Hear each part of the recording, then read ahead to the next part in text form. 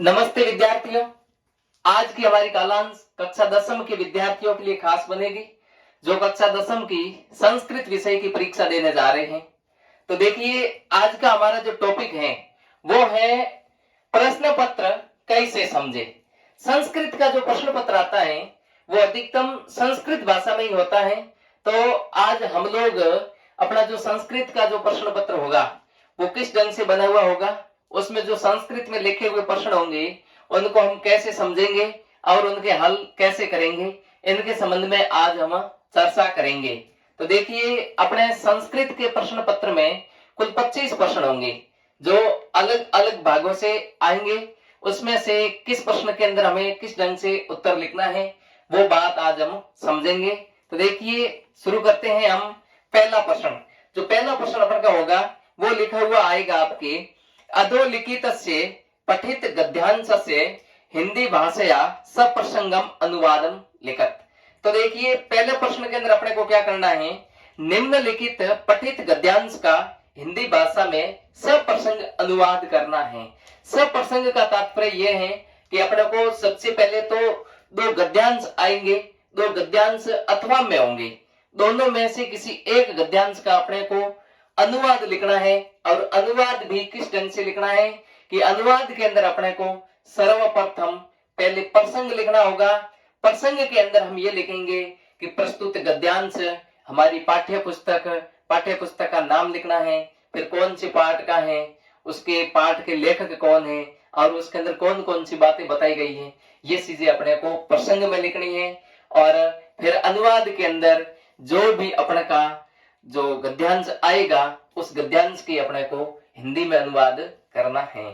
तो इसके अंदर प्रश्न संख्या 1 के अंदर अथवा में होंगे दो गद्यांश, दो में से किसी एक गद्यांश को हम हल करेंगे।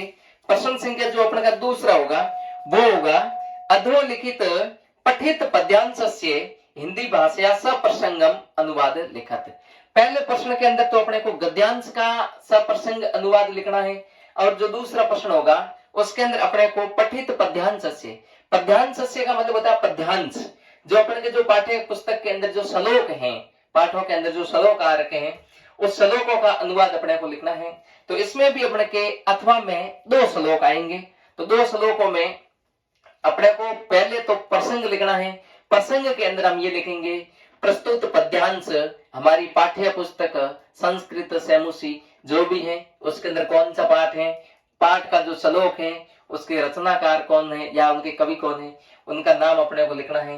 फिर ये श्लोक किसके संबंध में लिखा गया है वो बात अपने को प्रसंग में लिखनी है और उसके बाद में अपने को उसका अनुवाद लिखना है। प्रश्न संख्या जो 3 होगा वो होगा अधोलिखित से नाट्यांश से सप्रसंगम हिंदी भाषा अनुवादम लिखित। तो देखिए, पहले प्रश्न के अंदर अपने को गद्यांश की सप्रसंग व्याख्या करनी है और दूसरे प्रश्न के अंदर अपने को पद्यांश यानी श्लोक की सप्रसंग व्याख्या करनी है और तीसरे प्रश्न के अंदर अपने को नाट्यांश की सप्रसंग व्याख्या करनी है। इसके अंदर भी अपने के दो नाट्यांश होंगे अथवा में होंगे, किसी एक नाट्यांश की सप्रसंग व्याख्या हम करेंगे। इसके अंदर हम लिखेंगे, जब प्रसंग लिखते हैं तो प्रसंग के अंदर हम लिखेंगे प्रस्तुत नाट्यांश हमारी पाठ्य पुस्तक संस्कृत सैमुसी का जो भी पाठ है, जिस भी पाठ से जो नाट्यांश आता है उसके संबंध में लिखेंगे, उसके अंदर क्या बात बताई गई है वो हम प्रसंग के अंदर लिखेंगे। फिर उसका अनुवाद जो है वो हम अनुवाद के अंदर लिखेंगे। और अपना प्रश्न संख्या जो 4 है, प्रश्न संख्या 4 जो आएगा वो होगा अधोलिखित से पद्यांश से संस्कृत भावार्थ लिखत। तो देखिए, पहले अपन का जो प्रश्न संख्या 2 आया था उसके अंदर तो अपन ने केवल और केवल संस्कृत के अंदर संस्कृत श्लोक की सप्रसंग व्याख्या हिंदी में की थी, लेकिन इस बार ये प्रश्न कह रहा है कि निम्नलिखित पद्यांश की संस्कृत में भावार्थ लिखी। जो श्लोक होगा उस श्लोक का अपने को भावार्थ लिखना है संस्कृत में। श्लोक संस्कृत में ही लिखा हुआ होगा और उसका जो भावार्थ लिखेंगे वो भी हम संस्कृत में ही लिखेंगे। जो श्लोक होगा वो होगा पद्यांशात्मक और उसका अपने को गद्यांश के रूप में भावार्थ लिखना है। प्रश्न संख्या 5 आएगा अपने का अधोलिखितेषु सप्तसु चतुर्णाम प्रश्नानाम संस्कृते उत्तराणि एक पदेन लिखत। तो प्रश्न संख्या 5 क्या कह रहा है कि निम्नलिखित 4 प्रश्नों में से 4 प्रश्नों के उत्तर संस्कृत में लिखने हैं और वो भी एक शब्द में लिखने हैं। ये अपने के टोटल 7 प्रश्न होंगे। 7 में से जो भी आपको अच्छे से प्रश्न आ रहा है उसके 4 प्रश्नों के उत्तर आपको केवल एक शब्द में संस्कृत में ही लिखना है। ये है प्रश्न संख्या 5 का अ। और आ के अंदर अपने को प्रश्न पूछा गया है अधोलिखितेषु सप्तसु चतुर्णानाम प्रश्नानाम संस्कृते उत्तराणि पूर्ण वाक्ये लिखत। तो अ के अंदर अपन क्या करेंगे, अ के अंदर तो केवल संस्कृत में एक ही शब्द में उत्तर लिखेंगे और आ के अंदर हम पूर्ण वाक्य में लिखेंगे। यानी कि प्रश्न क्या कह रहा है उस पूरे के पूरे प्रश्न को समझ करके उसका उत्तर अपने को विस्तृत लिखना है, पूरे वाक्य में लिखना है। प्रश्न संख्या स आएगा, वो आएगा अपन का अधोलिखित श्लोक से अन्वय कुरुत। श्लोक का अन्वय करना है, यानी कि श्लोक लिखा हुआ होगा उस श्लोक को अपने को भावार्थ उसका कैसे किया जाए, उस भावार्थ को करने से पूर्व उसका अन्वय करना है। अपने को अलग अलग उस श्लोक के शब्दों को करना है, वो अपन कैसे करेंगे ये इसके संबंध में है। और प्रश्न संख्या 7वां जो है वो है अधोलिखित वाक्येषु रेखांकित पदम आधृते प्रश्न निर्माण कुरुत। निम्नलिखित वाक्यों में रेखांकित पद के आधार पर प्रश्न निर्माण करना है। तो देखिए इसके अंदर उत्तर लिखा हुआ आएगा और उत्तर के नीचे रेखांकित यानी रेखा अंकित होगी और उसको लेकर के अपने को उस उत्तर से प्रश्न बनाना है। अगला प्रश्न होगा अपने का कि एक अपनी पाठ्य पुस्तक की कोई भी कहानी कोई भी हो सकती है, चाहे बुद्धि बलवती सदा हो सकती है, चाहे विचित्र साक्षी हो सकती है, अन्यथा किसी भी प्रकार की अपनी जो भी कहानियां हैं पाठ्य पुस्तक में उस किसी भी कहानी में से किसी एक कहानी के संबंध में प्रश्न पूछा जाएगा। उदाहरण ले लेते हैं अपन विचित्र साक्षी या उदाहरण ले लेते हैं अपन बुद्धि बलवती सदा। तो प्रश्न कैसे होगा, प्रश्न होगा विचित्र साक्षी इति कथाया सार हिंदी भाषायाम लिखत। यानी कि जो भी कहानी है उस कहानी का सार अपने को पूरा हिंदी भाषा में लिखना है। अगला प्रश्न है अपना नवा प्रश्न क्या कह रहा है अधोलिखित वाक्येषु रेखांकित पदानाम प्रसंगानुकूलम उच्चितार्थम चित्वा लिखत। निम्नलिखित वाक्यों में रेखांकित पदों के प्रसंग के अनुकूल उचित ढूंढ कर लिखिए। तो देखिए इसके अंदर क्या है अपने के ऑब्जेक्टिव टाइप के यानी कि वैकल्पिक टाइप के 2 क्वेश्चन होंगे, उनके उत्तर अपने को ऑब्जेक्टिव टाइप में से ही सुन करके लिखने हैं। प्रश्न संख्या जो 10वां है ये अपने का है स्व पाठ्य पुस्तकात प्रश्न पत्रम अतिरिचे द्वौ चलो को लिखत। प्रश्न क्या कह रहा है, प्रश्न कह रहा है कि अपनी पाठ्य पुस्तक में से इस प्रश्न पत्र के अतिरिक्त 2 श्लोक लिखने हैं। जो भी 2 श्लोक आप लिखेंगे वो 2 श्लोक इस प्रश्न पत्र में आ रखे हैं वो अपने को नहीं लिखने हैं, इसके अतिरिक्त ही लिखने हैं। क्योंकि इस प्रश्न पत्र के अंदर कई सारे श्लोक होंगे जो अनुवाद के लिए भी हो सकते हैं, सप्रसंग व्याख्या के लिए भी हो सकते हैं, संस्कृत व्याख्या के लिए भी हो सकते हैं और अन्वय के लिए भी हो सकते हैं। तो वो श्लोक अपने को नहीं लेने हैं, अपन वो श्लोक लेंगे जो अपने प्रश्न पत्र के अंदर नहीं है और पाठ्य पुस्तक के अंदर है। अपनी पाठ्य पुस्तक का श्लोक ही अपने को लेना है। प्रश्न संख्या 11वां है जो खंड ब के अंदर होगा। ये प्रश्न कह रहा है अधोलिखित अपठित गद्यांशम पठित्वा एतदाधारित प्रश्नानाम यथा निर्देशम उत्तराणि लिखत। निम्नलिखित अपठित गद्यांश को पढ़कर इसके आधार पर आए प्रश्नों को निर्देश के अनुसार उत्तर लिखने हैं। तो इसके अंदर सर्वप्रथम प्रश्न संख्या जो 1 होगा वो पूछा जाएगा एक पदेन उत्तरत, यानी कि एक अपठित गद्यांश आएगा। उस अपठित गद्यांश में से अपने को जिस प्रकार प्रश्न पूछे जाएंगे उस प्रकार से ही उस प्रश्नों के उत्तर देने हैं। तो जो प्रश्न 1 पूछा जाएगा वो पूछा जाएगा एक पदेन उत्तरत, यानी कि एक शब्द में उत्तर लिखने हैं। उसमें कुल 4 प्रश्न होंगे जिसके एक शब्द में ही उत्तर अपने को लिखना है। दूसरा प्रश्न इसमें बनेगा पूर्ण वाक्य उत्तरत, वाक्य पूरा लिखना होगा अपने को। प्रश्न पूछा जाएगा जिस तरीके से प्रश्न पूछा गया है उसी तरीके से अपने को पूरे वाक्य में उत्तर देने हैं। इसके अंदर कुल 3 प्रश्न पूछे जाएंगे। तीसरा प्रश्न जो अपन का होगा वो होगा उपयुक्त गद्यांश से समुचित शीर्षकम लिखा। तो देखिए तीसरा प्रश्न क्या कह रहा है, जो गद्यांश आएगा अपन का अपठित गद्यांश में से अपने को उसका शीर्षक सुनना है।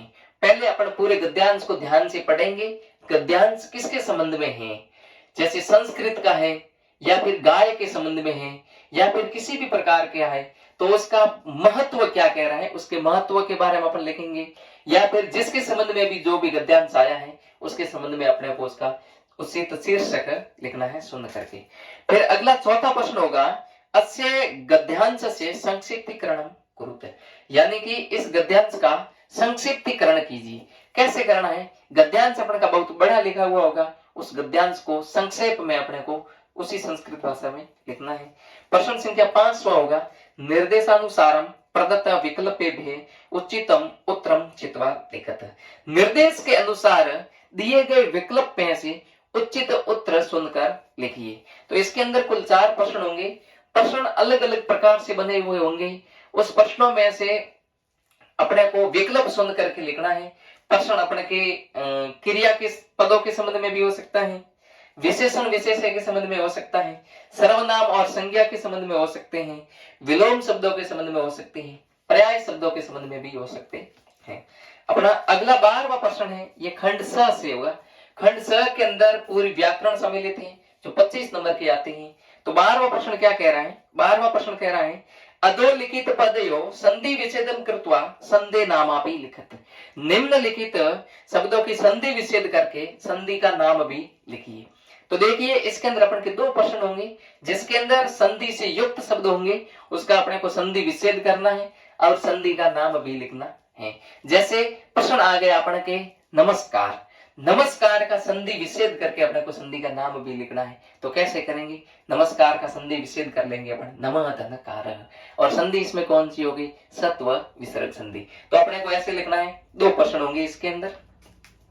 प्रश्न संख्या 13, ये भी संधि के संबंध में ही है। ये कह रहा है, अधोलिखित पदयों संधिम कृत्वा संधि नामापि लिखत। निम्नलिखित पदों की संधि करके संधि के नाम भी लिखिए। तो पहले तो अपन ने किया था संधि विच्छेद, लेकिन इस प्रश्न के अंदर अपने को करना है संधि। तो प्रश्न अपने के हो सकता है जैसे विद्याधन आलय आ गया और अपने को विद्याधन आलय का संधि करना है तो विद्यालय हो गया। अब विद्यालय में संधि कौन सी है, तो विद्यालय के अंदर दीर्घ स्वर संधि है, तो अपन दीर्घ स्वर संधि लिख लेंगे।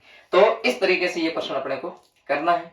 प्रश्न संख्या 14, ये क्या कह रहा है, अधोलिखित रेखांकित पदेषु समस्त पदानाम विग्रहम अथवा विग्रह पदानाम समासम कृत्वा समासस्य नामापि लिखत। तो क्या कह रहा है प्रश्न देखिए, निम्नलिखित रेखांकित पदों में समस्त पदों का विग्रह अथवा विग्रह पदों का समास करके समास का नाम भी लिखना है। इसके अंदर कुल 3 प्रश्न होंगे जो 3 नंबर के होंगे। इसके अंदर रेखांकित शब्द होगा, उस रेखांकित शब्द को अपने को लेना है और रेखांकित शब्द को लेकर के उसका अपने को समास विग्रह करना है। अगर रेखांकित शब्द समास विग्रह का है तो अपने को समस्त पद बनाना है, और समस्त पद बना करके या विग्रह करके उसमें समास कौन सा है वो भी अपने को लिखना है। देखिए अगला प्रश्न है अपना 15वां प्रश्न क्या कह रहा है, अधोलिखित पदेषु रेखांकित पदस्य विभक्तिम तत्कारणंच लिखत। इसमें कुल 4 प्रश्न होंगे जो 4 नंबरों के होंगे। प्रश्न क्या कह रहा है, निम्नलिखित पदों में रेखांकित पदों की विभक्ति और उसका कारण भी अपने को लिखना है। जैसे विभक्ति में कोई भी शब्द आ गया तो उस शब्द की योग में कौन सी विभक्ति बनती है वो अपने को लिखना है। जैसे तृतीया विभक्ति बनती है तो अपन तृतीया विभक्ति लिख देंगे, क्यों बनी। जैसे किसी भी प्रकार का अंग विकार आ गया तो अपन लिख देंगे अंग विकारे तृतीया विभक्ति। तो प्रश्न संख्या अपने का 16वां है, वो क्या कह रहा है, कोष्ठ के प्रदत्त प्रकृति प्रत्याभ्याम पदम निर्माय वाक्यम पूर्यत रेखांकित पदम पृथक कृत्वा च लिखत। तो कोष्टक में दिए गए प्रकृति प्रत्यय को अपने को अलग करके लिखने हैं और उसका निर्माण भी वाक्य में पूरा करना है और रेखांकित पदों को अलग करके अपने को लिखना है। इसके अंदर क्या होगा, या तो प्रत्यय से युक्त शब्द होगा उसको अपने को अलग करना है कि इस शब्द में कौन सा प्रत्यय है या धातु के साथ में कौन सा प्रत्यय है। वैसे प्रत्यय 3 प्रकार के होते हैं, कृत प्रत्यय, तद्धित प्रत्यय और स्त्री प्रत्यय। तो स्त्री प्रत्यय के अंदर पुल्लिंग शब्द का शब्द लिखा हुआ होगा और उसके अंदर जो भी प्रत्यय है उसको अपने को स्त्रीलिंग में परिवर्तित करना है। या तद्धित प्रत्यय, कोई भी शब्द लिखा हुआ होगा उसके साथ में प्रत्यय कौन सा है उस प्रत्यय को अपने को अलग करना है या अलग किए हुए प्रत्यय को एक साथ में लिखना है। और कृत प्रत्यय के अंदर किसी भी प्रकार की कोई धातु होगी और उस धातु के साथ में प्रत्यय जोड़ना है और ऐसे ही अपन करेंगे। प्रश्न संख्या 17 आएगा अपना। 17 नंबर प्रश्न क्या कह रहा है, मंजूषाया प्रदत्ते अव्यय पदे रिक्त स्थानानि पूर्यत्वा लिखत। मंजूषा यानी कि एक इस प्रकार की एक मंजूषा बनी हुई होगी।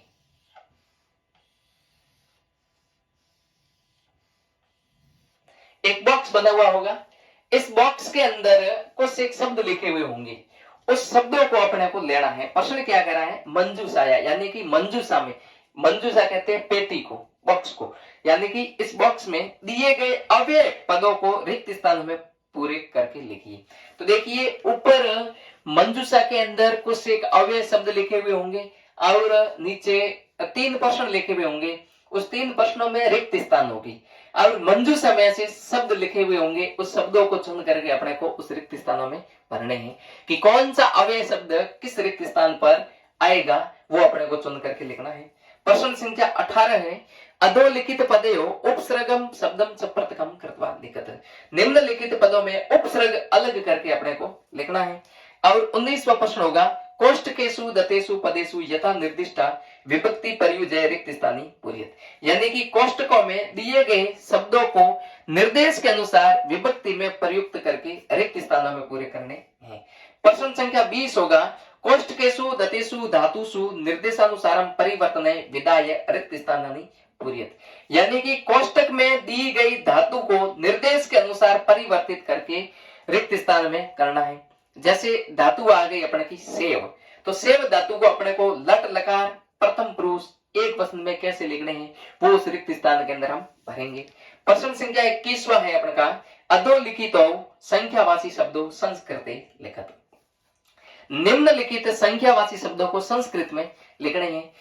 अंकों में संख्या लिखी हुई होगी, उस अंकों में लिखी गई संख्या को अपने को संस्कृत शब्दों में लिखना है। जैसे 100 है तो 100 को शतम कहते हैं, 500 है तो 500 को पंच शतम कहते हैं। तो इस प्रकार अपने को संस्कृत में अंकों को संस्कृत शब्दों में लिखना है। और अगला प्रश्न है अपने का 22वां प्रश्न खंड द के अंदर सम्मिलित है।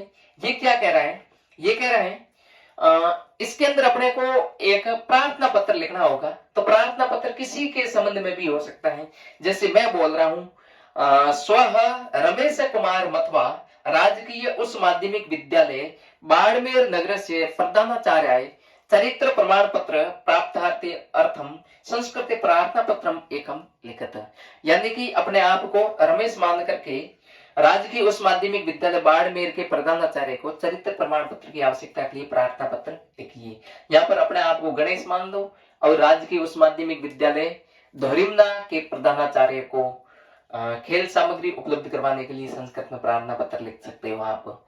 या फिर आप स्वयं रुग्ण हैं यानी कि बीमार हैं, बीमार होने के कारण 2 दिन का अवकाश चाहिए आपको, उसके लिए भी आप प्रार्थना पत्र लिख सकते हैं। तो प्रार्थना पत्र जिस प्रकार प्रश्न के अंदर पूछा जाता है वैसे ही अपने को करना है। यहाँ पर इसने पूछा है कि आप रमेश कुमार हैं और राजकीय उच्च माध्यमिक विद्यालय बाड़मेर के छात्र हैं और सुलभ मुक्ति के लिए आपको प्रार्थना पत्र चरित्र प्रमाण पत्र के लिए आपको प्रार्थना पत्र लिखना है। तो देखिए आप सर्वप्रथम सेवायाम श्रीमंत प्रधानाचार्य महोदय राजकीय उच्च माध्यमिक विद्यालय, क्या है विद्यालय का नाम, बाड़मेरम। तो यहाँ पर आपको बाड़मेरम लिखना है। और फिर प्रश्न पत्र के अंदर क्या पूछा गया है कि आप किसके लिए लिख रहे हैं, तो वहां पर विषय लिखना है आपको चरित्र प्रमाण पत्र प्राप्ति अर्थम। तो चरित्र प्रमाण पत्र प्राप्त करने के लिए लिखना है। और लिख कौन रहा है, रमेश कुमार लिख रहा है, तो भवदाज्ञाकारी शिष्य रमेश कुमार। ये इस तरीके से अपने को लिखना है और बीच में जो भी विषय का जो सार है वो अपने को लिख देना है। इसमें एक अथवा में भी प्रश्न होगा, अथवा के अंदर अपने को पत्र लिखना होगा। तो वो क्या है, ये कह रहा है कि परीक्षा या सफलता स्वमित्रम रमेश कुमारम प्रति अधोलिखितम अपूर्णम वर्धापनम पत्रम मंजूषायाम प्रदत्त सहायताया पूर्यत्वा पुनः उत्तर पुस्तिकायाम लिखत। तो इसके अंदर क्या होगा, इसके अंदर आप अपने स्वयं की परीक्षा में सफलता प्राप्त करने के लिए सफलता प्राप्त की है और अपने मित्र रमेश कुमार को आप निम्नलिखित मंजूषा के अंदर दिए गए शब्दों की सहायता से आप पत्र को पूरा करेंगे। इसके अंदर पत्र की रूपरेखा पूरी बनी हुई आएगी, मंजूषा के अंदर शब्द लिखे हुए होंगे, उस मंजूषा की सहायता से ही अपने को प्रश्न पत्र के आधार पर पत्र पूरा करना है। प्रश्न संख्या 23वां है, अतः प्रदत्त चित्रम दृष्ट्वा मंजूषाया प्रदत्त शब्दानां सहायतया संस्कृतेन अष्टवाक्यानि निर्माय लिखत। यानी कि ये कह रहा है नीचे एक चित्र बना हुआ है, इस चित्र को देख करके ऊपर एक मंजूषा बनी हुई है, इस मंजूषा के शब्दों की सहायता से संस्कृत के अंदर 8 वाक्य आपको बनाने हैं। यानी कि एक चित्र बना हुआ होगा, उस चित्र के अंदर पूरी की पूरी चित्र की जो रूपरेखाएं हैं वो बनी हुई होगी और उसके ऊपर एक मंजूषा बनी हुई होगी। तो मंजूषा के अंदर शब्द लिखे हुए होंगे, उस शब्दों को अपन लेंगे और उस चित्र की सहायता से 8 वाक्य अपन संस्कृत भाषा में लिखेंगे, जो कुल 4 नंबर के होंगे। और इसके अंदर अथवा में भी एक प्रश्न होगा, मंजूषात उपयुक्त पदानि गृहीत्वा द्वयो मित्रयो मध्ये वार्तालापम पूर्यत। यानी कि इसके अथवा में जो प्रश्न होगा वो वार्तालाप के संबंध में होगा, जो संवाद होता है, वार्तालाप होता है, जो बातचीत होती है। तो बातचीत आपके प्रश्न पत्र में किसी से के संबंध में भी पूछी जा सकती है, पिता पुत्र के बीच में पूछी जा सकती है, माता पुत्र के बीच में पूछी जा सकती है, चिकित्सक और रोगी के बीच में पूछी जा सकती है, शिक्षक और छात्र के बीच में पूछी जा सकती है, यानी कि किसी के संबंध में भी पूछी जा सकती है, 2 मित्रों के बीच में पूछी जा सकती है। तो इसके अंदर भी क्या होगा, कुल 8 वाक्य होंगे और 2 जनों के बीच में वार्तालाप होगी और ऊपर एक मंजूषा भी बनी हुई होगी। उस मंजूषा के अंदर से अपने को शब्दों को चुनना है और रिक्त स्थानों के अंदर पूरा करना है। अगला प्रश्न है अपने का 24वां प्रश्न क्या कह रहा है, अधोलिखितेषु वाक्येषु केषांचन चतुर्णानां वाक्यानां संस्कृत भाषाया अनुवादं करोतु। निम्नलिखित वाक्यों में को 4 वाक्यों के संस्कृत भाषा में अनुवाद करना है। क्या कह रहा है, अधोलिखितेषु वाक्येषु केषांचन चतुर्णानां वाक्यानां संस्कृत भाषाया अनुवादं करोतु। निम्नलिखित वाक्यों में किसी 4 वाक्यों का संस्कृत भाषा में अनुवाद करना है। कुल 100 वाक्य होंगे, 100 वाक्यों में से अपने को 4 वाक्यों का संस्कृत में अनुवाद करना है। हिंदी में वाक्य लिखे हुए होंगे, उस वाक्यों को अपन संस्कृत में अनुवाद करेंगे, जिसके अंदर अपने को सबसे पहले वचन का ध्यान भी रखना है, लिंग का ध्यान रखना है, लकार का ध्यान रखना है, विभक्ति का ध्यान रखना है। इन शब्दों की विशेष सहायता से ही अपन संस्कृत में आराम से अनुवाद कर सकेंगे। प्रश्न संख्या 25वां है अपने का, कर्म रहिता नाम सदवाक्या नाम कर्म पूर्वकम संयोजनम कुरुते। इसके अंदर क्या है, कर्म रहित सवाक्यों को कर्म पूर्वक संयोजित करके लिखिए। तो देखिए इसके अंदर क्या करना है अपने को, एक पूर्व पठित कोई कहानी होगी जो अपन ने पहले कभी पढ़ी हो या फिर पूर्व की पाठ्य पुस्तक के अंदर अपन ने कहीं देखी हो, ऐसी एक कहानी होगी। उस कहानी को कर्म रहित शब्दों में लिखा हुआ होगा, यानी कि जो पहले घटना घटित हुई है उसको बाद में लिख दिया और जो बाद में घटित हुई है वो 20 में लिख दिया और जो 20 में घटित हुई है वो पहले या बाद में लिख दिया। तो उनको अपने को व्यवस्थित क्रम में लिखनी है, यानी कि पहले कौन सी घटना घटित हुई, पहले कौन सी बात हुई, वो अपने को क्रम के अनुसार लिखनी है। और इसी का एक अथवा में भी प्रश्न होगा, ये है मंजूषाया प्रदत्तेषु पंच शब्देषु केचन त्रयाणाम शब्दानां सहायतया वाक्यानि रच्यते।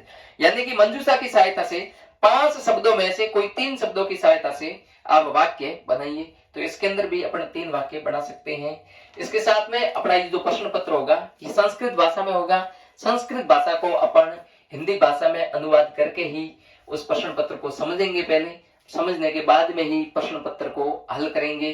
संस्कृत में पूछा गया है तो उसका हल भी अपने को संस्कृत में करना है। प्रश्न कैसे पूछा गया है उस प्रश्न को अपन आसानी से समझेंगे, समझने के बाद में ही अपन हल करेंगे। किसी भी प्रकार की इसके अंदर आपको डरने की आवश्यकता नहीं है। संस्कृत भाषा बिल्कुल सरल भाषा है और समझेंगे तो आसानी से समझ में आ जाएगी और प्रश्न पत्र को आप आसानी से हल कर सकेंगे। मैं आप सभी विद्यार्थियों से यही मैं भगवान से दुआ करता हूं कि आपका प्रश्न पत्र बहुत अच्छा हो और आप अच्छे से करें। धन्यवाद।